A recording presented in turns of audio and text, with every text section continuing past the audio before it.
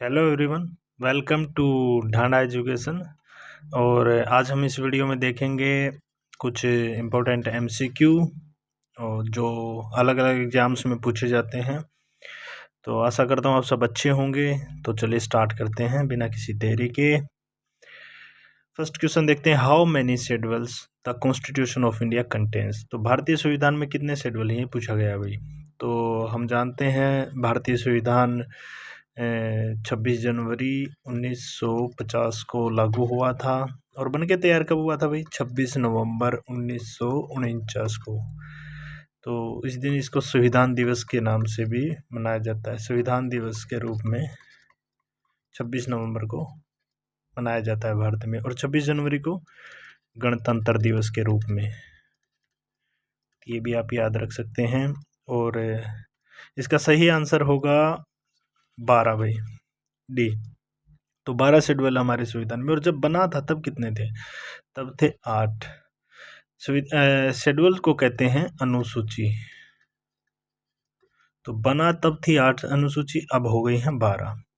और बना तब आर्टिकल कितने थे भाई? तब थे आर्टिकल 395। और अब कितने हो गए हैं? अब हो गए हैं 470। और जब संविधान बना था तब इसके पार्ट कितने थे भाई? तब पार्ट थे इसके 22 और अब बढ़कर हो गए हैं 25। अब तक संविधान में अनेकों संशोधन हुए हैं। और कितने संशोधन अब तक हो चुके हैं? 105 अमेंडमेंट जिसको कहते हैं। तो चलिए नेक्स्ट देखते हैं, the constitution of India was adopted. मैंने अभी भी आपको बताया, ये हुआ था 26 नवंबर 1949 को। संविधान दिवस के रूप में मनाया जाता है। और जो कॉन्स्टिट्यूशन ड्राफ्ट किया गया था, उस कमेटी के चेयरमैन कौन थे भाई? उसके चेयरमैन थे डॉक्टर BR अम्बेडकर। ये भी याद रख लीजिए। और चलिए नेक्स्ट देखते हैं, इन ए न्यूक्लियर। इस क्वेश्चन में भाई आप कंफ्यूज मत होना 26 जनवरी के साथ। इन्होंने पूछा अडॉप्ट कब किया गया था। हमने 26 नवंबर को अडॉप्ट कर लिया था और कुछ काम इस हिसाब से करने लगे थे, लेकिन हमने पूरे देश में जब ये लागू किया था वो था 26 जनवरी 1950, जिसको हम गणतंत्र दिवस के रूप में मनाते हैं। दिल्ली में परेड निकलती है भाई इस दिन। In a nuclear reactor, question number 3 देखते हैं, in a nuclear reactor one of the following is used as a fuel. तो जो न्यूक्लियर रिएक्टर होता है उसके अंदर फ्यूल, ईंधन का प्रयोग करते हैं, वो किस रूप में करते हैं, किसका करते हैं प्रयोग? तो उसका सही आंसर है यूरेनियम। हम यूरेनियम का यूज करते हैं न्यूक्लियर रिएक्टर में। आप सब जानते हैं न्यूक्लियर रिएक्टर एक साफ और सस्ती ऊर्जा है, जो क्लीन एनर्जी बोलते हैं इसको, और काफ़ी सस्ती भी पड़ती है, चीपेस्ट एनर्जी भी है। लेकिन आप जानते हैं भारत में न्यूक्लियर एनर्जी का शेयर कितना है? जो न्यूक्लियर एनर्जी का शेयर है, अगर भारत में टोटल एनर्जी है तो उसका 3.1% न्यूक्लियर एनर्जी का शेयर है भाई। और इसमें थर्मल एनर्जी का कितना है? थर्मल एनर्जी का 70% है। यानी आज हम कोयले पे डिपेंड है भाई। जो हमारी मोस्ट जो एनर्जी है वो कोयले से आती है, थर्मल पावर से आती है। थर्मल पावर यानी जो कोयले से ऊर्जा बनती है। और इसमें हाइड्रो का कितना है? पानी से बिजली कितनी बनाते हैं? 12.3% हमारी पानी से बनती है। तो आप देख सकते हो न्यूक्लियर रिएक्टर, जो न्यूक्लियर एनर्जी है हम उसमें कितने पीछे हैं। और आज भारत इसमें आगे बढ़ रहा है न्यूक्लियर एनर्जी के क्षेत्र में। और भारत का पहला न्यूक्लियर, जो इंडिया का पहला न्यूक्लियर पावर प्लांट कहाँ था भाई? तो ये था तारापुर में। तारापुर में खुला था। तारापुर है महाराष्ट्र के अंदर, ये भी याद रख लीजिए। जो न्यूक्लियर रिएक्टर है ये क्या काम करता है, कैसे काम करता है? जो न्यूक्लियर एनर्जी है ये हम बनाते हैं विखंडन से। विखंडन होता है फ्यूजन। चलिए मैं आपको समझाता हूँ ये क्या होता है। देखिए न्यूक्लियर दो चीज़ें होती है, एक तो होता है न्यूक्लियर फ्यूजन, एक होता है न्यूक्लियर फ्यूजन। फ्यूजन और फ्यूजन में क्या फ़र्क होता है? फ्यूजन का मतलब होता है विखंडन और फ्यूजन का मतलब होता है संलयन। यानी कहने का मतलब यहाँ कोई चीज़ टूटेगी, यहाँ पर कुछ चीज़ टूटेगी और यहाँ पे कोई चीज़ बनेगी, दो चीज़ें मिलकर। अब देखिए यूरेनियम 235, हमने यूरेनियम लिया और उस पे हमने एक न्यूट्रॉन मारा, और ये न्यूट्रॉन मारने के बाद उसके टुकड़े हुए अलग अलग, क्रिप्टॉन और बेरियम के टुकड़े हुए।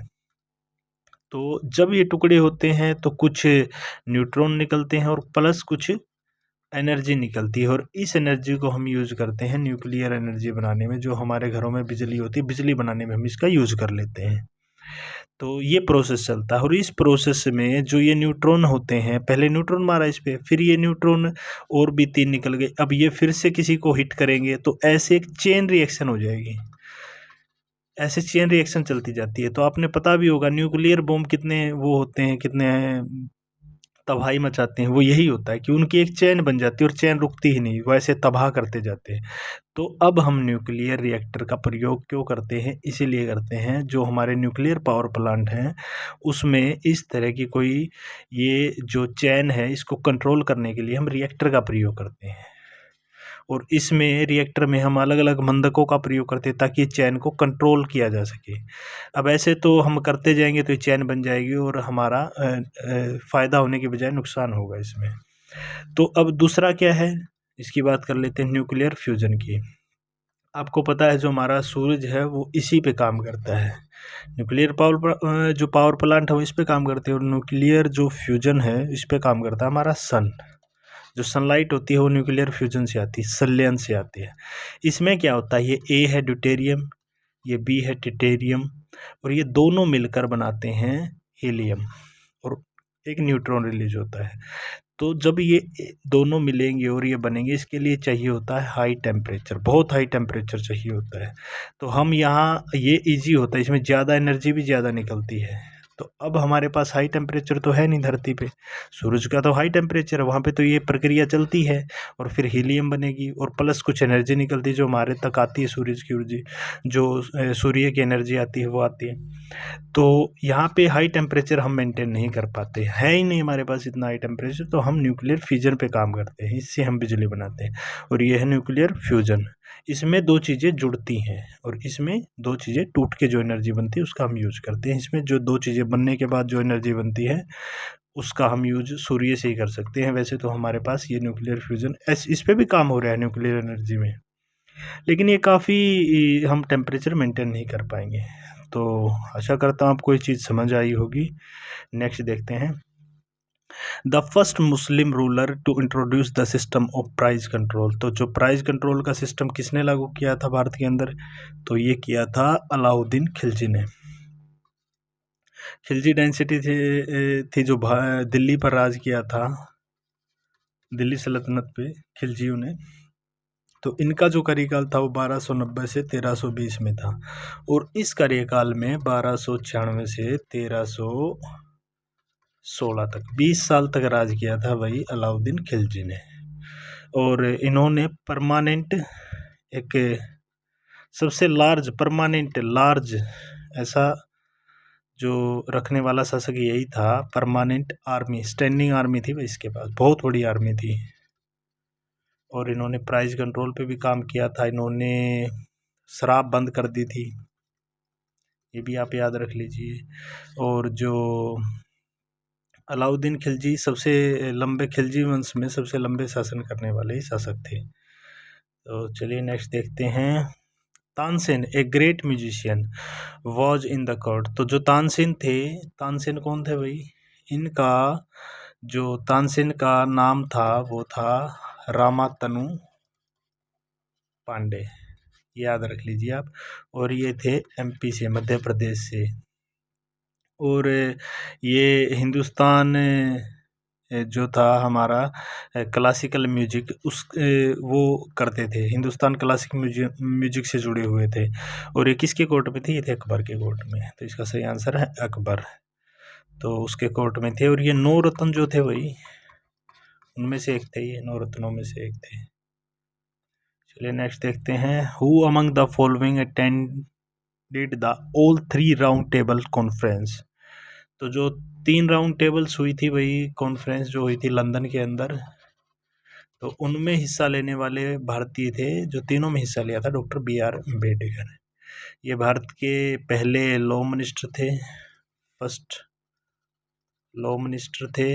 और ये ड्राफ्टिंग कमेटी के, जो ड्राफ्टिंग कमेटी थी, संविधान ड्राफ्ट किया था, उसके चेयरमैन भी थे भाई। और जवाहरलाल नेहरू के बारे में बात करें तो भारत के फर्स्ट प्राइम मिनिस्टर थे। और सरदार वल्लभ भाई पटेल की बात करें तो लौह पुरुष के नाम से जाना जाता है इनको। और ये इनके जन्म हुआ था 31 अक्टूबर को, जिसको राष्ट्रीय एकता दिवस के रूप में मनाया जाता है। और ये भारत के पहले गृह मंत्री थे भाई। और प्रधानमंत्री थे, भारत के पहले उप प्रधानमंत्री। और जो इसमें दे रखा है कि डॉक्टर राजेंद्र प्रसाद भारत के फर्स्ट प्रेसिडेंट थे भाई, ये भी याद रख लीजिए। चलिए नेक्स्ट देखते हैं। Where is the national sugar institute established. तो शुगर इंस्टीट्यूट कहाँ पे है भाई? ये है कानपुर। कानपुर कहाँ है? उत्तर प्रदेश में। और शुगर केन रिसर्च इंस्टीट्यूट से कंफ्यूज मत करना भाई इसको, वो कहाँ पे है? कोयम्बटूर में। और आपको नई दिल्ली में क्या मिलेगा? Indian council of agriculture research, ICAR, Indian council of agriculture research. और आपको लखनऊ में मिलेगा भाई, लखनऊ में है central drug research institute. Drug पे रिसर्च होता है भाई, उसका इंस्टीट्यूट आपको लखनऊ के अंदर मिलेगा। तो चलिए नेक्स्ट देखते हैं। A national leader whose birthday is observed as the national education day on November 11। तो जो हमारा राष्ट्रीय शिक्षा दिवस है वो कब मनाया जाता है भाई? 11 नवंबर को। और किसके जन्मदिन पे मनाया जाता है? मौलाना अबुल कलाम आज़ाद। ये भारत के फर्स्ट एजुकेशन मिनिस्टर थे भाई, फर्स्ट एजुकेशन मिनिस्टर थे। और आज हमारे एजुकेशन मिनिस्टर कौन है? ये वीडियो मैं मार्च 2022 में रिकॉर्ड कर रहा हूँ, तो आज हैं धर्मेंद्र प्रधान। और इसमें एक और नाम दे रखा है JB कृपलानी का भाई। JB कृपलानी कौन थे? ये हस्बैंड थे सुचेता कृपलानी के। सुना होगा आपने ये नाम। कौन थी ये भारत की पहली मुख्यमंत्री थी भाई, महिला मुख्यमंत्री। पहली महिला मुख्यमंत्री थी भारत की। किस राज्य की मुख्यमंत्री बनी थी ये? उत्तर प्रदेश की, UP की। ये भी याद रख लीजिए आप। और डॉक्टर ये जो राजीव गांधी थे भाई, इनके नाम पे खेल रत्न दिया जाता था, उसका नाम बदल दिया है अब। राजीव गांधी खेल रत्न का नाम बदल के अब कर दिया है मेजर ध्यानचंद खेल रत्न। ये भी याद रख लीजिए। और इसमें सरोजिनी नायडू की बात करें भाई, तो सरोजिनी नायडू थी भारत की पहली महिला गवर्नर, पहली महिला राज्यपाल थी भाई। ये यूनाइटेड प्रोविंस की थी, जो बाद में UP बन गया था, उत्तर प्रदेश को पहले यूनाइटेड प्रोविंस कहते थे अब। तो उसकी पहली महिला गवर्नर थी सरोजिनी नायडू, ये भी याद रख लीजिए। Nagarjuna Sagar project constructed on the river. जो नागार्जुन सागर प्रोजेक्ट है वो किस नदी पर बन रहा है भाई? जो डैम बनाया गया है प्रोजेक्ट, तो ये है कृष्णा नदी पर। और कहाँ पे बनाया जा रहा है ये? गुंटूर, आंध्र प्रदेश में। गुंटूर शहर कृष्णा नदी के किनारे पे है भाई। और गुंटूर में टबैको सबसे ज़्यादा होता है, तम्बाकू। और जो टबैको रिसर्च इंस्टीट्यूट है, टबैको रिसर्च इंस्टीट्यूट, वो भी आंध्र प्रदेश में है। वो आंध्र प्रदेश में कहाँ पर है भाई? वो है राजमुंदरी के अंदर है। और कुछ और नदियों के बारे में बात करें तो कावेरी नदी कहाँ पे है भाई? कावेरी नदी है कर्नाटक के अंदर। इसका जो सोर्स है ताल कावेरी है भाई, कर्नाटक से निकलती है भाई, ताल कावेरी कर्नाटक, तमिलनाडु, केरला, इस क्षेत्र में ये बहती है और बे ऑफ बंगाल में गिरती है। इसकी लंबाई है 805 किलोमीटर, ये भी याद रख लीजिए। और कृष्णा नदी की कितनी है भाई? कृष्णा नदी की जो लंबाई है, अच्छा निकलती कहाँ से है? ये निकलती है महाबलेश्वर, और महाबलेश्वर कहाँ पे है? महाराष्ट्र के अंदर, और इसकी लंबाई है 1290 किलोमीटर। और गोदावरी की बात करें तो इसको दक्षिण भारत की गंगा कहते हैं, क्योंकि ये भारत की दूसरी सबसे बड़ी नदी है भाई, भारत की दूसरी सबसे बड़ी नदी। तो दूसरी सबसे बड़ी नदी का मतलब क्या है कि भारत में वैसे रैंक, अगर ओवरऑल नदी की बात करें तो इसका रैंक आता है 3rd। और अगर भारत से ही, भारत का मतलब, भारत की दूसरी का मतलब क्या है कि भारत से ही निकलती है और भारत में ही बहती है ये। और जो कुछ नदियाँ क्या है हमारे कहीं बाहर से निकलती हैं, जैसे हमारी जो ब्रह्मपुत्र नदी है वो इससे निकलती है हमारे, ये क्या, तिब्बत से, मानसरोवर लेक से निकलती है, और फिर ये भारत में आती है अरुणाचल प्रदेश से, और ऐसे।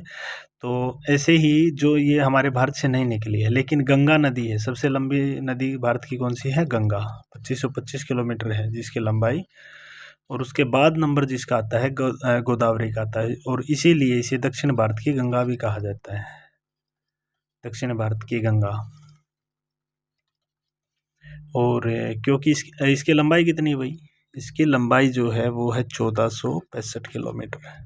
और कहाँ से निकलती है गोदावरी नदी? गोदावरी निकलती है त्र्यंबकेश्वर, और ये कहाँ पे है? महाराष्ट्र के अंदर। कृष्णा भी महाराष्ट्र से, गोदावरी महाराष्ट्र से। इंडस नदी ये महाबलेश्वर नहीं, ये निकलती है मानसरोवर लेक, ये कहाँ पे है? तिब्बत में। और इसकी लंबाई है लगभग 3000 किलोमीटर के आसपास है भाई, 3100 कुछ है भाई, समथिंग 3180 या कुछ, देख लेना आप, 3100 किलोमीटर है इसके आसपास इसकी लंबाई। चलिए नेक्स्ट देखते हैं। The Bermuda triangle lies in, जो बरमुंडा ट्रायंगल है वो कहाँ पे लाइज करता है? चलिए मैं मैप के द्वारा आपको बताता हूँ। इसका सबसे सही आंसर है western north Atlantic ocean. Map में आपको दिखाता हूँ क्या है बरमुंडा ट्रायंगल। तो ये जो डॉट मैं आपको इस पे, मैं इसका कलर चेंज कर लेता हूँ ताकि आपको अच्छे से समझ आए। ये जो मैं ट्रायंगल बना रहा हूँ ये है बरमुंडा ट्रायंगल में। फ्लोरिडा जो है वो नॉर्थ अमेरिका का पार्ट है, उससे प्यूर्टो रिको और बरमुंडा, इनके बीच में जो ये ट्रायंगल बनता है इसको बरमुंडा ट्रायंगल बोलते हैं। तो ये है नॉर्थ अटलांटिक, और नीचे पड़ता है साउथ अटलांटिक। अब नॉर्थ अटलांटिक के ये पड़ता है इस हिस्से में, जो नॉर्थ अटलांटिक है वो इस हिस्से में पड़ता है। तो ये है नॉर्थ और ये नॉर्थ वेस्ट। तो यही लोकेशन पूछी थी तो हमसे, जो north western north Atlantic ocean इसका सही आंसर है, वेस्टर्न नॉर्थ अटलांटिक ओशियन। तो चलिए दोस्तों, मिलते हैं फिर नेक्स्ट वीडियो में। तो कैसी लगी आपको ये वीडियो कमेंट में बताना, और हमारे चैनल को सब्सक्राइब करना। ढांडा एजुकेशन को ऐसा ही कंटेंट आपके लिए प्रोवाइड करवाते रहेंगे। तो थैंक यू फॉर वॉचिंग। जय हिंद दोस्तों।